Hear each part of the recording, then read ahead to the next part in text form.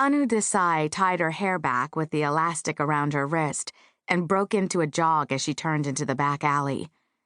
She hadn't taken this path in more than 10 years, yet it looked exactly the same. A near-rotting wood fence still ran the length of the alley, vines draped over the planks intermittently.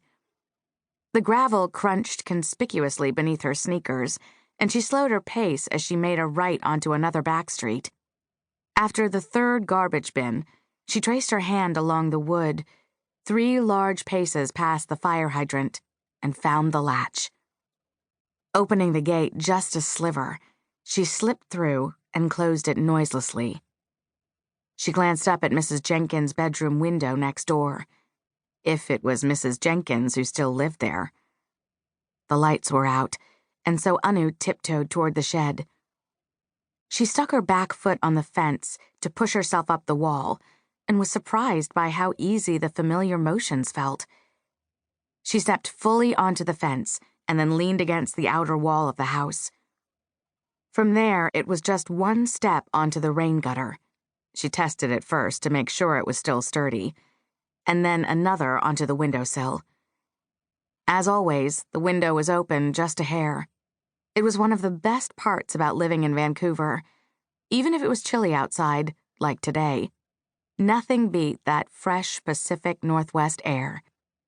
Anu pressed her face close in toward the window as she found her footing, and her stomach growled when the smell of deep-fried pakoras hit her.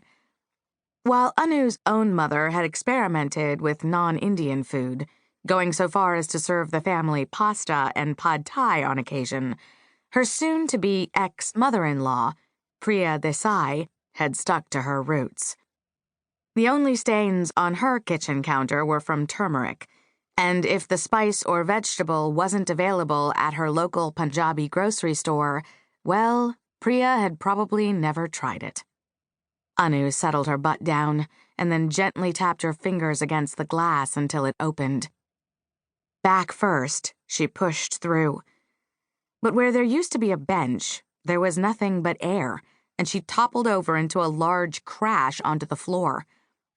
A light switched on while she was sprawled on the ground, and Anu tried to sit up in a blur, ignoring the pulsing sensation in her left ankle.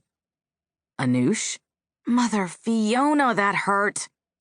She felt hands on either side of her pulling her up, then spotted 2 dark brown feet sticking out from beneath the legs of khaki trousers. Why didn't you use the front door? The room stopped spinning. Anu moved to massage her ankle and winced at the pain. Here, let me take a look. Ow! That doesn't look good.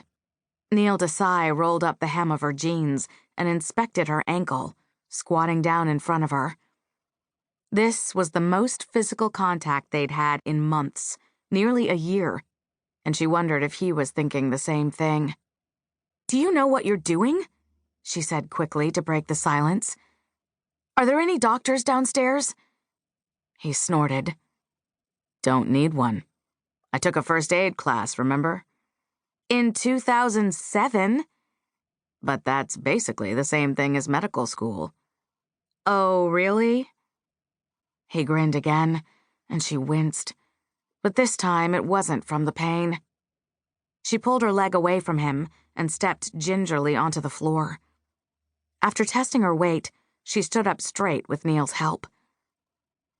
Neil's bedroom used to have baby blue walls and ugly wicker furniture. Not that Priya had ever allowed Anu to go upstairs to his room when they were dating. Now it was their daughter, Kanika's room.